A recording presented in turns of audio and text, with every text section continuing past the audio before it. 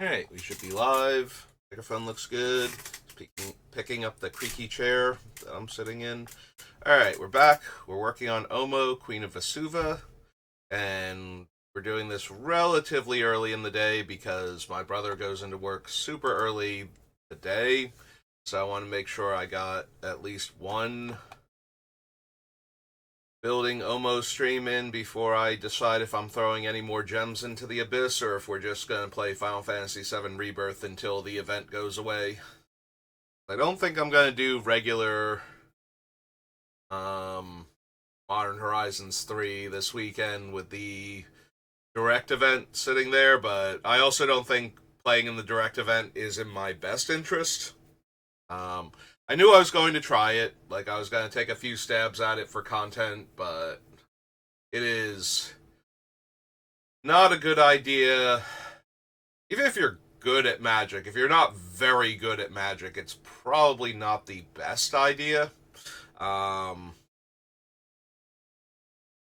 it is a very difficult event. You only get two losses. It's sealed, so you don't have a lot of control over what you're playing with. And on top of all of that, there are a lot of really good players who know they're really good players who are like, this is a chance for me to turn, like 20,000 gems into a $200+ box of Magic the Gathering. And I am good enough to do this, and you will run into those players if you are doing well, and you will have to overcome them in order to get your box. So, it is not an easy event. I do not recommend doing it. Unless you are very good at Magic or have a lot of gems to burn through. Or if you just want to take a stab at it, if you've got 10,000 gems or something, you're like, yeah, I can afford to blow half of these on an attempt at this thing, and if I go 0-2 immediately and get knocked out, just shrug and move on. You know, the people that go to a casino and gamble away $100 and just be like, okay, well, that was fun. I tried to win money and I didn't. Oh well, and can move on after that. Yeah, you'll probably be okay. You air quotes wasted 5,000 gems, but you got to have the fun of trying the event at least. That's okay. That's not much of a waste, but if you're going in there like, oh yeah, no, I'm going to win a box, no, no, you're not. Not unless you're very good at the game, because you will be playing against people who are very good at the game, and you will have to overcome any bad sealed pools you get. So it's a brutal event.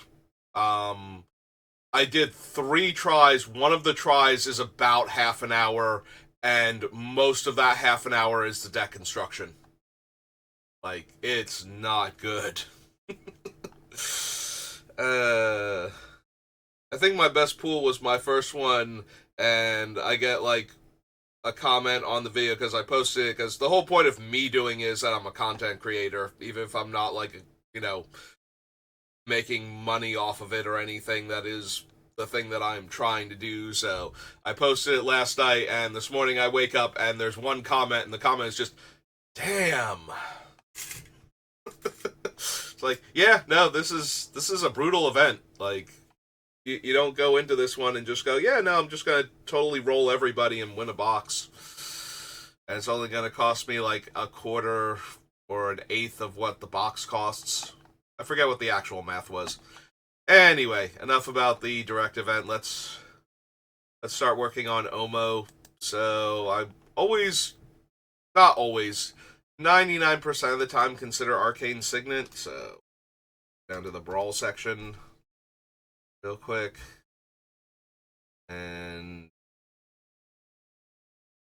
I think all of those were from the first one. Bane of Progress might not be. Scavenging Ooze definitely would. Actually, no. Scavenging Ooze would be after Bane of Progress if it was from the first one. So we can just go ahead and put Arcane Signet here. Trying to remember exactly when Brawl got released is way too much for my brain, so. Also, I kind of wish the Brawl cards had their own symbol and were their own separate thing, but they only did it once, so way better for me than some of the other silly things they've done that make things more difficult for this type of deck building exercise. We don't need Beanstalk Giant, I don't think. It's a basic land, right? When we find Fertile Footsteps, we'll double check. Think Brazen Borrower, Mating Fairy, no.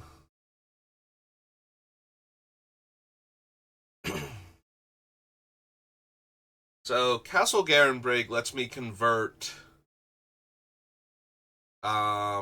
essentially 5 mana into 6. It essentially taps for 2 green mana if I already have an extra, or it taps for an extra 2, I guess. Because if I spend 2 green and 2 and I wind up with 6 green, then I essentially filtered the 2 colorless into green mana and got 2 more green mana. I get, yeah, so essentially taps for 2 green mana then. And lets me filter my other mana into green mana. So as long as I don't have to cast specifically blue creature spells, it taps for 2 mana if I have 4 other lands in play that can produce 2 green among them, which shouldn't be that hard. Now, is that actually any good in a deck that's already producing fairly large amounts of mana?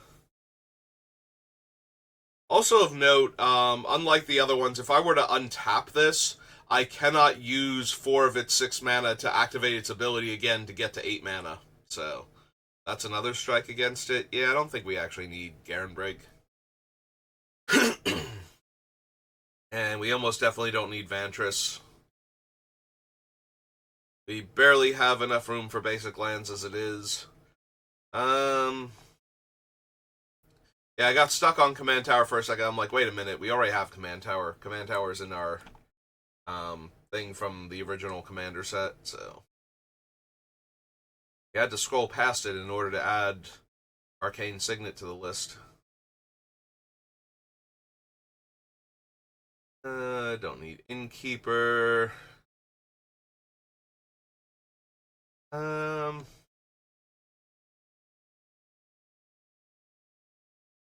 Do I want Emery at all for the Eldrazi build? Like, I'm planning on running a lot of artifact mana sources in addition to our land ramping mana sources in order to get to the giant Eldrazi very quickly. So,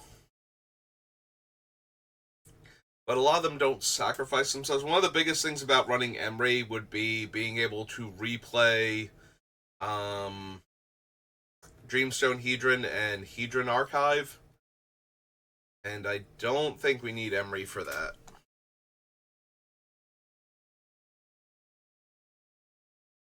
Feasting Troll King is quad green and not really on theme. Alright, Feasting Troll King. Search my library for a basic land. Yeah, that's what I thought. Folio of Fancies. Gadwig with his triple blue is not where I want to be. That has an adventure? No. Don't need Gilded Goose. Gingerbread House. Struck Beast? No.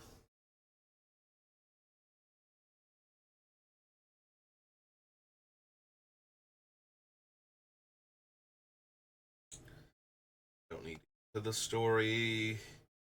For Fables. Yeah, this is the problem with Throne of Eldraine that I was talking about before. Keeper of Fables is whenever a non-human. And yeah, it's really hard for me to have a non-human with how our commander works. So, Mantle of the Tides, no. Aerolith Pixie. Rider. Secret Keeper. Don't need Midnight Clock. For turtle. Scavengers, no.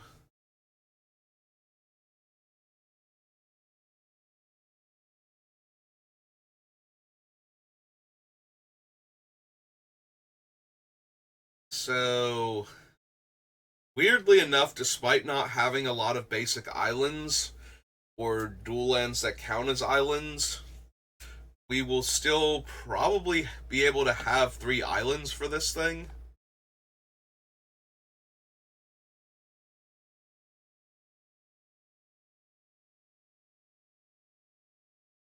I don't know that I need it, though.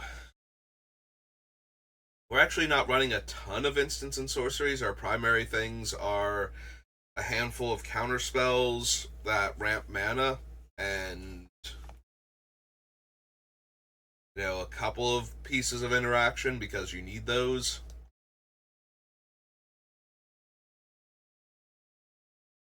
Don't need the adversary for anything. Don't really need either Oko. Like, he's fine. You know, always powerful, turning your opponent's amazing things into 3/3s until it leaves the battlefield and comes back is pretty good in any situation.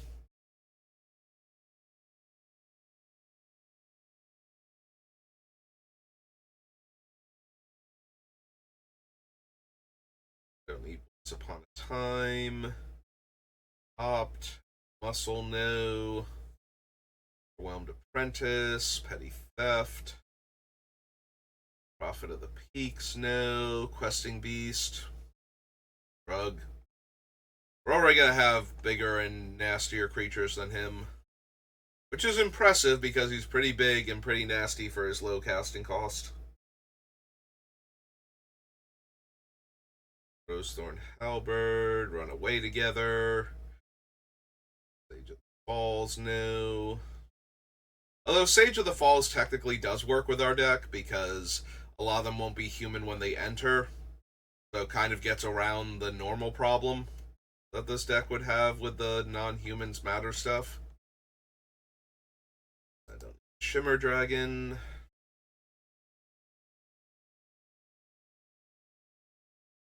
That having been said, I did not need the thing to loot whenever I cast a non-human. I think I need Steelbane Hydra for anything. Stone Serpent, no. Great Henge. I mean, I am running a lot of creatures, a lot in both versions of the deck, I think, so probably consider the Great Henge. Let's see, we're on Eldraine.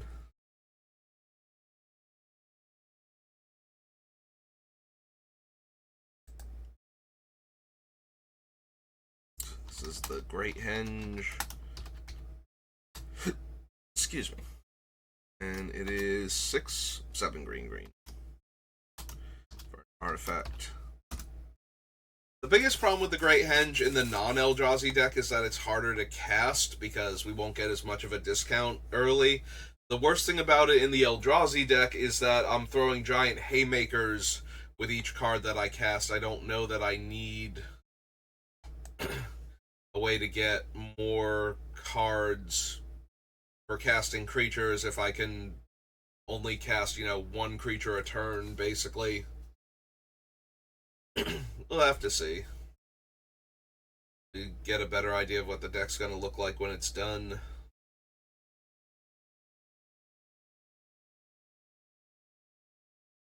I don't think we need Thunderous Snapper. Like, I'm actually looking at it and it's like, we could, but I don't think so. Don't need Trail of Crumbs. Turn into a pumpkin. There's Gargoyle. Merfolk's Secret Keeper, no. Kid Wolf. His Oven. Oh, there's a big old fly in the back room, apparently. It just wandered over to my window. Hey, I'm being distracted by it. I don't know if its loud buzzing got picked up at all or not, but if it did, that's what it was. Artifact creatures you control have flying at the beginning of combat on your turn. Target non-creature artifact. Yeah, we don't need that. It's the one I'm thinking of where it makes a copy of your opponent's creature. I could have sworn that was from this set. It must be from one of the commander decks. Like, I thought it was from the Brawl deck for Throne of Eldraine. Alright, so that was Throne. Brings us to Time Spiral. Alright, Time Spiral. What have you got for me?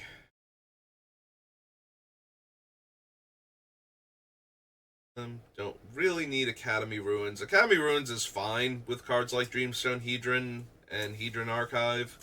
Being able to trade them in for multiple cards means that we're still getting ahead on cards if we have to put them back on top, and we get to decide when. The problem is it's yet another colorless land in a deck full of colorless lands, so I think I have to shrug and pass at that point. Don't need Aspect of the Mongoose. Wilder. Brine Elemental, no. Cancel. Careful Consideration. Totems. Clock Spinning, no. Tutor. Draining Whelk. There's the battlefield. Return a permanent you control to owner's hand. No. Drifter. Baloth, no. Tracker, no. Ephemeron. Eternity Snare, I don't think so. Fathom Seer. Can't run Flagstones. Fledgling Mawcore. Giant creature dies, return to the battlefield under your control, and then you get full size back to hand. No.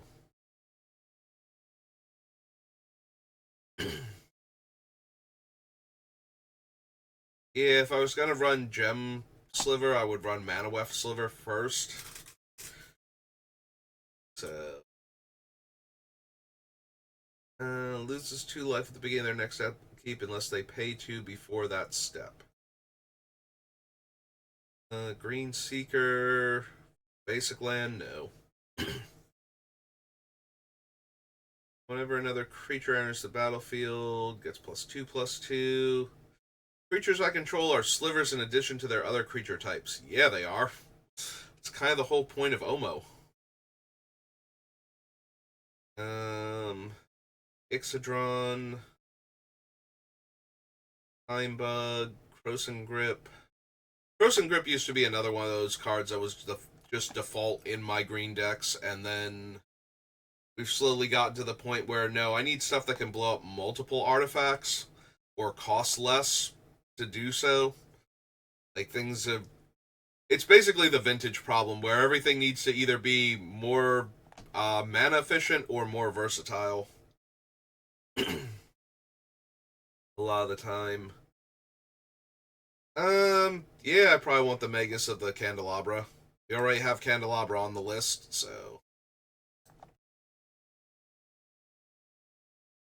Alright. So, we need Time Spiral. It would help if I put the eye in it. This is Magus of the Candelabra. And Candelabra. Okay. It's green. Green for a human wizard. Third. There we go. So 1/2. 1/2.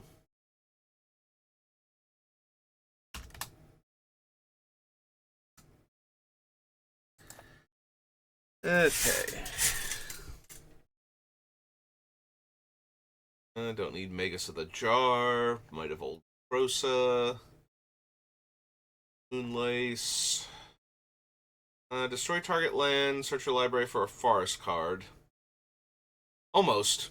Almost Reap and Sow. Can't run Mystical Teachings, Nantuku Shaman, Ophidian Eye, no. Bloom, Paradox. No, no. Don't need Force Mage, Psionic Sliver.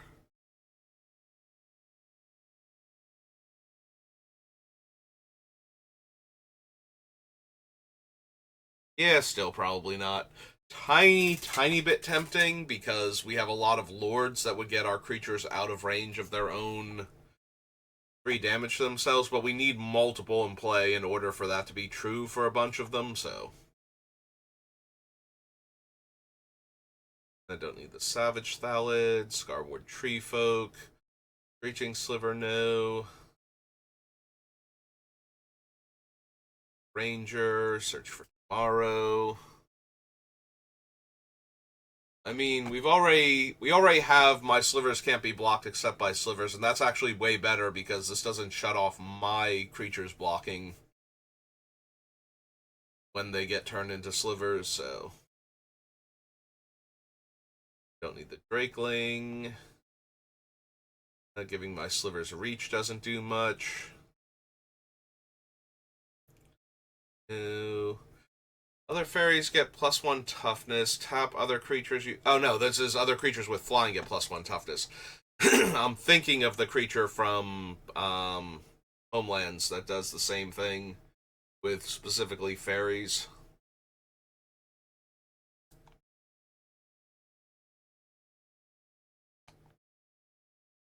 Stuffy Doll, Teferi.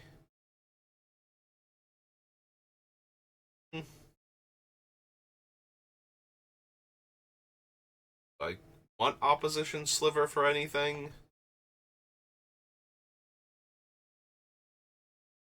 Probably don't need it, honestly.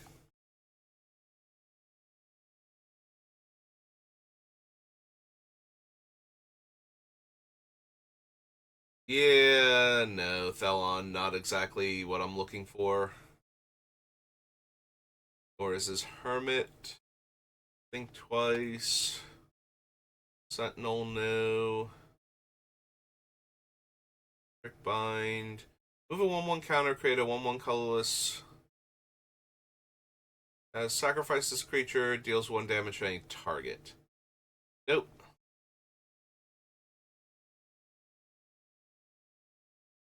Till end of turn, creatures I control get +5/+5 and trample for 6 mana.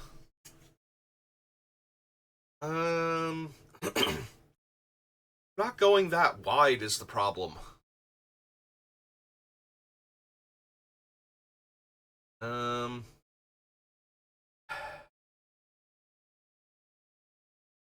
yeah, Vesuva requires I already have the land on the battlefield. Thespian Stage is fine, but I think Vesuva is a bit much. Although, having it as an option once I have Cloud Post and a bunch of loci seems alright.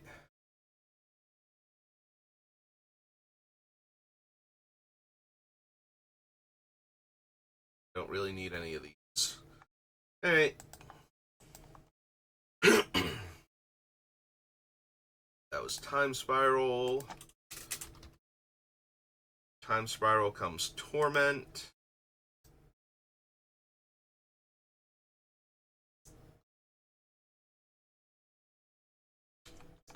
Squirrels. All instances of one color word with another, no. Bodice. Black, no. Card. Asking Rootwalla. Breakthrough. Chieftain. Veteran, no. Becomes a tired of spell or ability, mill 2 cards. No. No.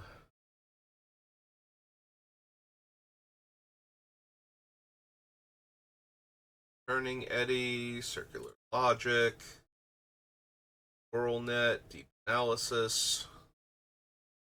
Mill 7 cards, then exile 7 cards from your graveyard. Search your library for a basic land. No. Sleep Wings, Ghost. No. Assist, Invigorating Falls. Some Constrictor. Post and Restore. Yeah, that doesn't actually help as much as it looks like it does because we'll only have the one Cloud Post most likely, so being able to untap 2 other lands with the Cloud Post, not as helpful. Like, if we can get the Urzatron going also, kind of, but we also need Threshold, and yeah. Too many hoops to jump through to get it to the part where it would actually be decent. Like, just having the Magus or the actual Candelabra be able to untap an Urza's Tower or Cloud Post is fine, and then sometimes being able to do more than that. But this starts off with that same baseline at 3, but we need to get 7 cards in the graveyard before it can do better. So, don't think so. I don't need the Calmer or the Blight Cutter or the Cultivator. Nostalgic Dreams, no. Parallel Evolution. Plagiarize, Possess Centaur. No. And Turbulent. Okay. So nothing fun in Torment. Torment comes Infinity. Alright, Infinity. What have you got for me?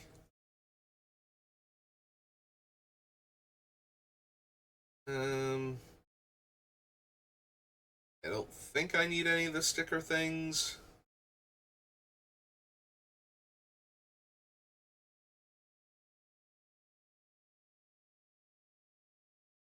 Ambassador, blibbledy blobbledy bloop. It's probably really close to his actual name, too. Enters the battlefield, you get 3 tickets. Then you may put a sticker on a non-land permanent you own. At the beginning of each combat, you may have the ambassador's base power become equal to the total power of all stickers on permanents you control, and its base toughness do the same for toughness.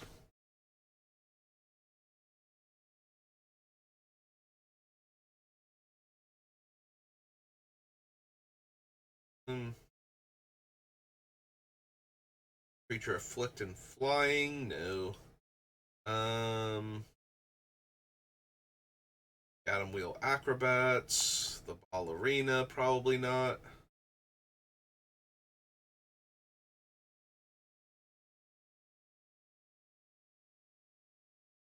Oozling Beeble. Protection from robots. 1 tap. The next time target player would roll 1 or more dice this turn. Instead, they roll that many dice plus 1, and you choose one of those rolls to ignore. Deals combat damage to a player. Get 2. You may put a sticker on a non-land permanent.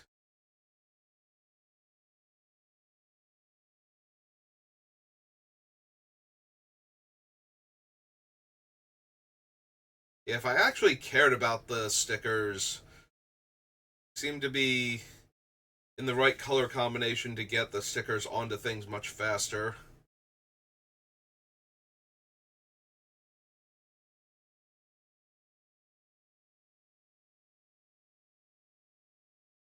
Don't need Centaur of Attention.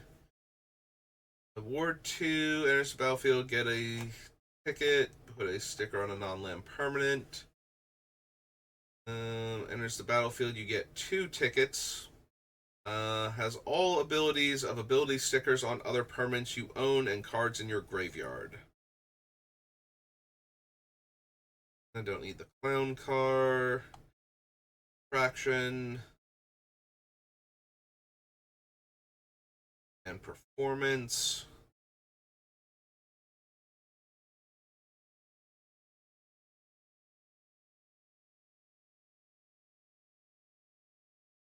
Those. Battlefield, draw a card, enters the battlefield under your control. This permanent becomes a 13/13 Eldrazi in addition to its other types until end of turn. Yeah, I don't think so. As funny as that is, I don't think so. Has flying as long as you control a stickered permanent? No. Gives double prowess. And this permanent deals 2 damage to any target. Attacks Scry 1, leaves the battlefield. You may destroy target artifact or enchantment. Outlast and dies. I get 7 tickets. Beginning of your end step, if you control an employee, a performer, or a robot, get a ticket or create a treasure. If you control all 3, you may put a sticker on a non-land permanent you own.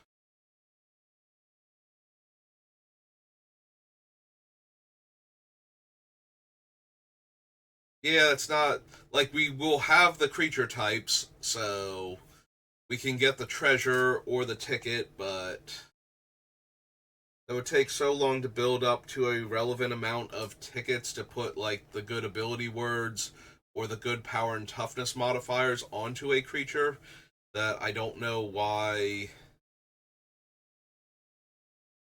I would go through all of this trouble without some other ways to speed it up. Yeah, we can't let those brushwogs grow out of control, and therefore can't let our changeling variants grow horribly out of control. Gains flying until end of turn.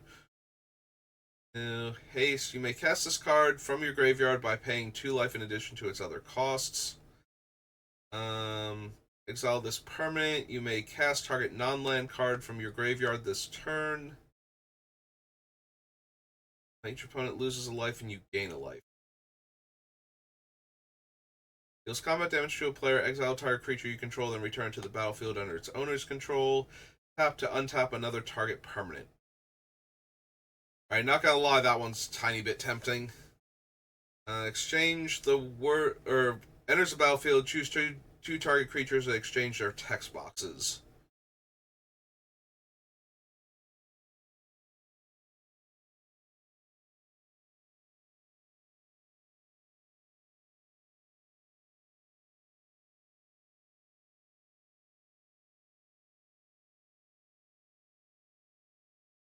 This creature attacks, untap target permanent. Whenever a creature enters the battlefield under your control, creatures you control get +1/+1 until end of turn. We put a name sticker on it. When you do, enchanted creature fights up to 1 target creature you don't control. It's +0/+2 for each name sticker on this aura with 8 or more letters.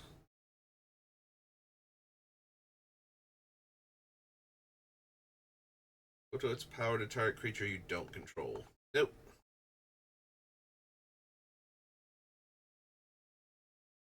To pump it +2 power. Whenever a creature enters the battlefield under your control, this permanent deals 2 damage to target player.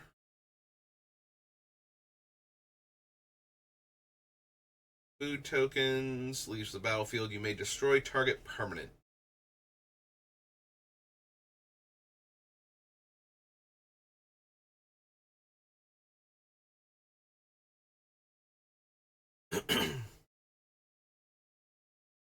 Leaves the battlefield. You may destroy target creature with power 4 or greater. Mentor.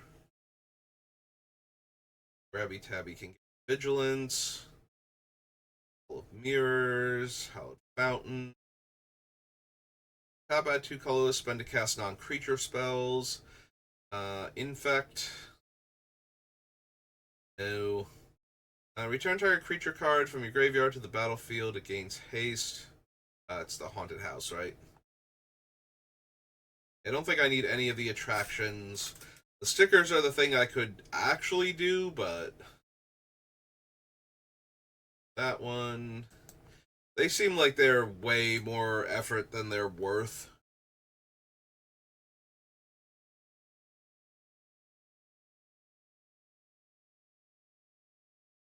Target creature you don't control blocks target creature you control with a power and toughness sticker on it other than Line Prancers this turn if able. Whenever you put a sticker on this enchantment, tap up to X target creatures, where X is the number of U's in the name stickers in this enchantment. Cast a spell, creatures get plus X plus X, or this creature gets plus X, where X is the amount of generic mana and that spell's mana cost. And 3 hexproof. Now that one's terrifying because if we cast an Eldrazi Titan, that is a huge power and toughness boost.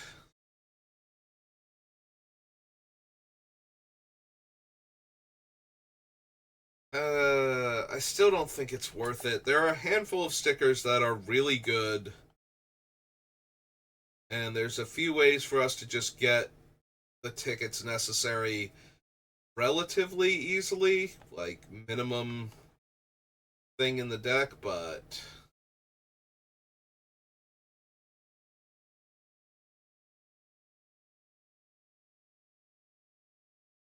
Two life, vigilance, and reach. There are a lot of them that are just terrible, so I don't even know if we could cobble together enough of them that have the right abilities where whichever ones we get to use would actually be useful. Protection from creatures with 2 or more creature types.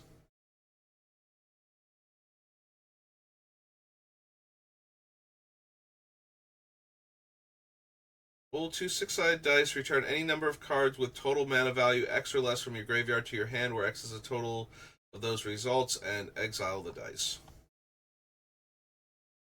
Reach, enters the battlefield, open an attraction. Whenever this creature attacks, you get a ticket. Gives it Undying.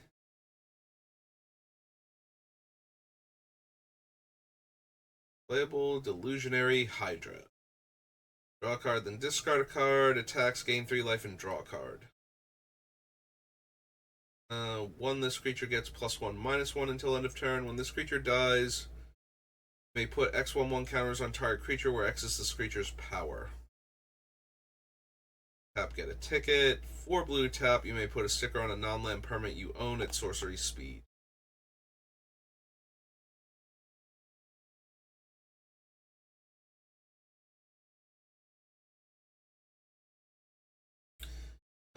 Create a treasure token. Gains flying until end of turn. Veto, double strike. Gains all creature types until end of turn. Whenever you cast or copy an instant or sorcery spell, draw a card. Skulk and Battlecry. Vigilance and 1 tap target creature. Would roll 1 or more dice this turn. Instead, they roll that many dice +1. Protection from odd mana values. Open an attraction. Whenever Squirrel Squatters attacks, create a 1/1 green squirrel creature token that's tapped and attacking for each attraction you visited this turn. No. Board 2 and provoke. When this permanent dies, you may return target creature to its owner's hand. Whenever this creature attacks, creatures you control get +1/+1 until end of turn.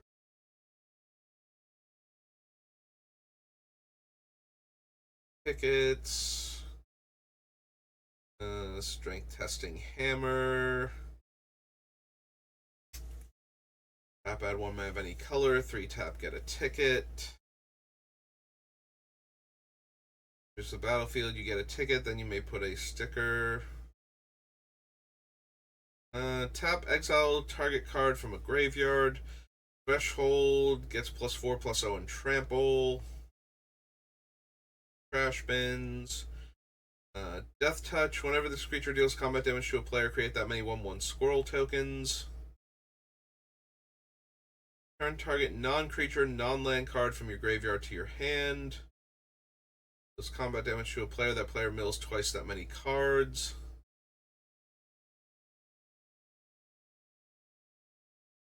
Tap, add 2. Spend this mana only to cast a creature spell. Gave combat on your turn, target non-creature artifact you control becomes a 4/4. Gain a life. This creature attacks. Tap each creature an opponent controls with the same power and/or same toughness as this creature. Tap, add one of any color. Whenever this creature attacks, if it's not a brushwog, it gets +X/+O, where X is the number of subtypes, super types, and card types it has. 1+0 and gains flying. Whenever you put an art sticker on a creature, you may return unlawful entry from your graveyard to your hand. Bolster 1. Destructible.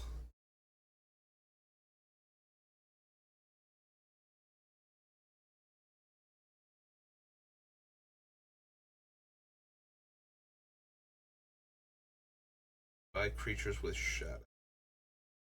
Hellbent. No. Deals X damage divided as you choose among any number of target creatures, where X is its power. Don't need the Squirrel Whacker. Patient Abomination. Watery Grave. Heroic and protection from even mana values. Whenever a land enters the battlefield under your control, put a 1/1 counter on this creature. Blocks this creature, or that creature gets -4/-4 until end of turn.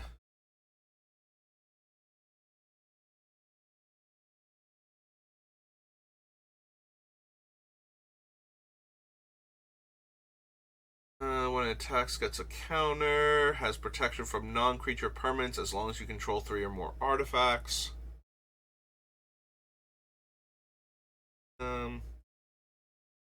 Look at the top X cards, where X is a number of unique vowels on that sticker. Put one of those in your hand and the rest on the bottom of your library in any order. Can't block this creature this turn. Beginning of your end step. If a creature died this turn and this permanent is a creature, put a -1/-1 counter on this permanent, then draw a card. When this permanent leaves the battlefield, the target player discards a card. This permanent leaves the battlefield, create 5 1/1 clown robots. First strike, and whenever this creature deals combat damage to a player, draw that many cards. Yeah, there are a few stickers that would be super helpful. Real quick, we have the rules for stickers here. If I look at one of them, will it tell me rules for stickers? No. Okay. Because I wanted to double check it. I forget when the stickers come off of the things. So that was Unfinity. Infinity comes. Urza's Destiny. What time are we at? 43 minutes? Alright, sure. Let's power through the Urza's block real quick. Don't need Silverback, Aura Thief, Blizzard Elemental, Raidwood Cup. Search your library for a basic land. No. Ryan Seer, Bubbling Beebles. Black cards put into opponent's graveyard from anywhere. Draw a card. Disappear. Donate. Put a creature card from my hand onto the battlefield. Honestly, maybe. Like, bypassing the Eldrazi's casting cost is just too good a lot of the time. Workshop, Mine, Tower, Power Plant, Saga, Legacy, Destiny. There we go.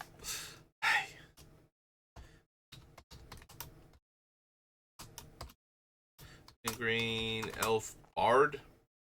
Bard is a creature type. Nope, it's a Shaman. I am surprised that they haven't errated it to be a Bard also. Like, it was originally just an Elf. Don't need Emperor Crocodile, Extruder, Fatigue, Fledgling Osprey, Fodder Cannon, Gamekeeper.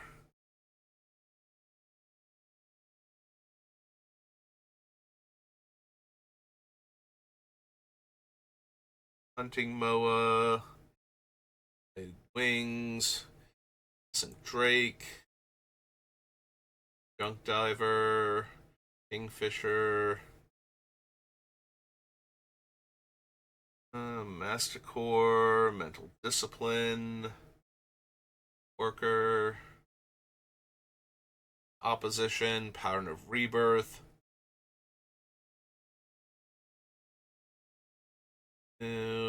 Quash, Rain. Velos is still banned. Revealing number of green cards. Return an enchantment card from your graveyard to your hand for each card revealed this way. No, I don't think so. I don't need Splinter, Storage Matrix, Telepathic Spies, Magpie, Thran Dynamo, probably considered.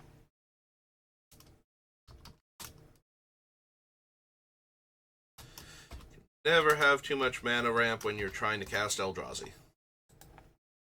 Even if you are trying to get around the insanely high casting costs on them. Again, we're probably not going to have enough total to make a card like Incubator worth it. My Elder, my Enchantress, and Hollow. Alright, back we go. Destiny, Legacy.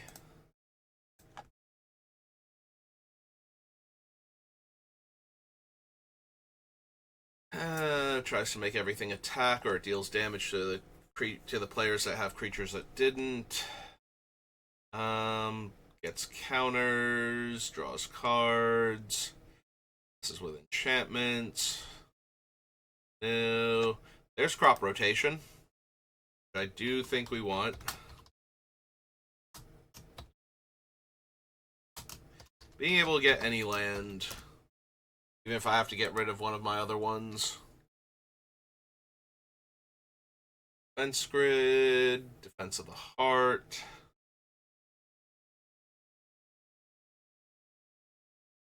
Illusions of Mediocrity, Deranged Hermit new, Conclave, Image, Fang of Elk, no, Grim Monolith, yes.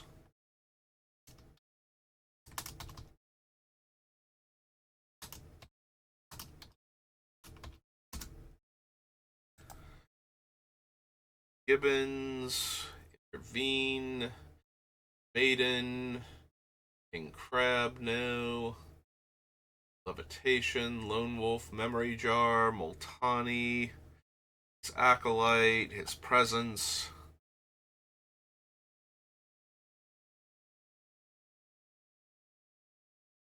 So Palancron just makes infinite mana in our deck, right? I have to consider Palancron. You have so many cards that tap for more mana. Spelling his name right? Palancron, yeah. It's 5 blue for an illusion. 4/5. Yeah, I kind of have to run the infinite mana thing. So 5, 6, 7, 8, 9, 10, 11. So I need to be able to make 11 mana with 7 lands, so shouldn't actually be that hard, given what we have. I don't think I need Quicksilver Amulet, although that is also tempting alongside the Elvish Piper. A little more expensive, but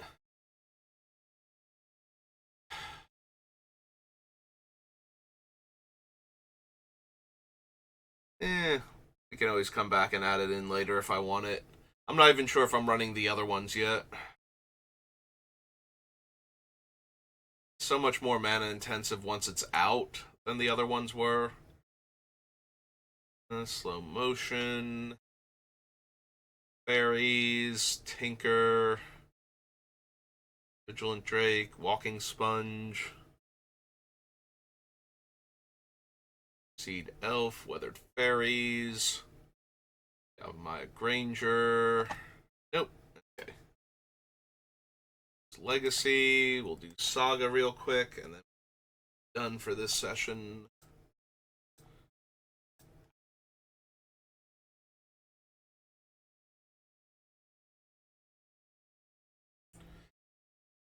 Don't need a Abundance, Academy Researchers, no, no, no.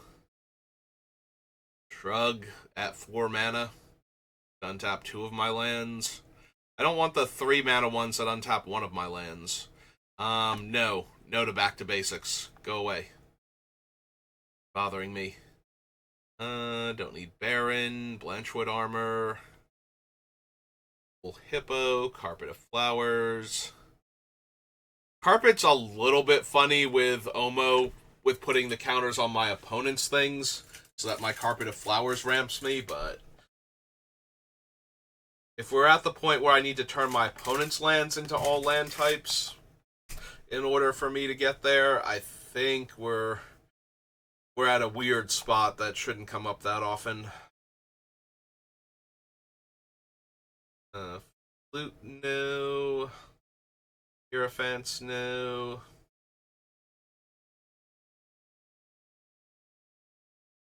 Confiscate. Copper Gnomes. Curfew, no. No, don't need Djinn. Herder, Elvish Lyricist. Endless Worm, no. Energy Field. Ration. Fecundity. Fertile Ground. Fluctuator. No. Search my library for 2 forest cards, put them in my hand, then shuffle. Cradle, probably not. Like, Cradle not actually tapping for more than, like, 2 or 3 mana a lot of the time. Like, I want to get all of my things into play and let them share all of their abilities, but I don't know how often I'm going to have, like, 5, 6, 7 creatures in play, so. Don't need Greater Good. Well, that is hilarious with the Eldrazi Titans. By the time I can do...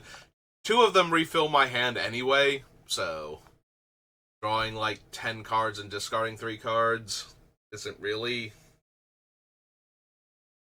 anything I think I need to be doing. Don't need any of the hidden creatures. Hopping Automaton. Horseshoe Crab. Hush.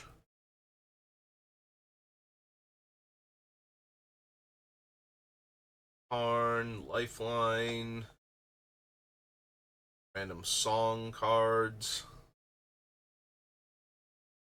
Metronomes. No. Apex Lands. Mobile Fort. Morphling. No.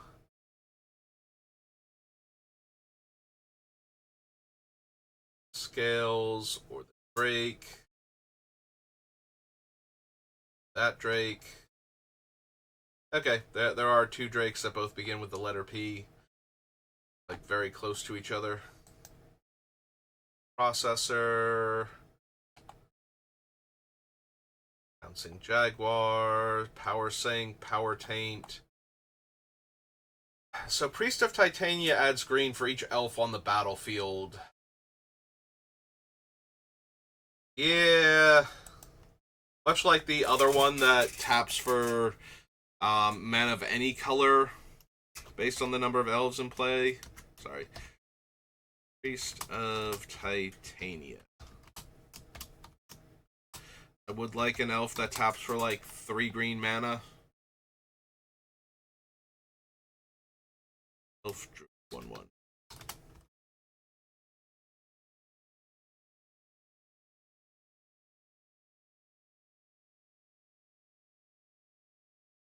Don't need Rejuvenate, Retaliation. That Show and Tell, no. Smokestack, no. Somnophore. Fire Owl. If your upkeep, put a fungus counter on target non-token creature. Creature with a fungus counter on it dies. Create a 1/1. Each fungus counter on it. Leaves the battlefield. Remove all counters.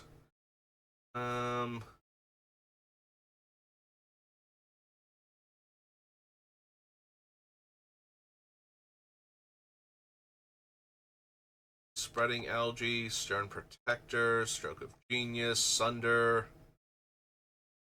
Eosis. Telepathy, telepathy. Turbine, no. Time Spiral. Run Talarian Academy. Turnabout. Umbilicus. Urza's Armor. Veiled Creatures. Voltaic Key. If we're running Voltaic Key, we want the other one.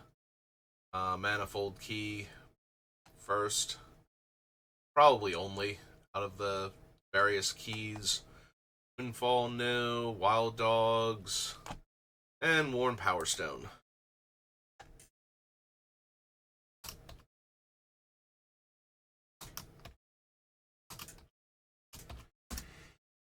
Alright.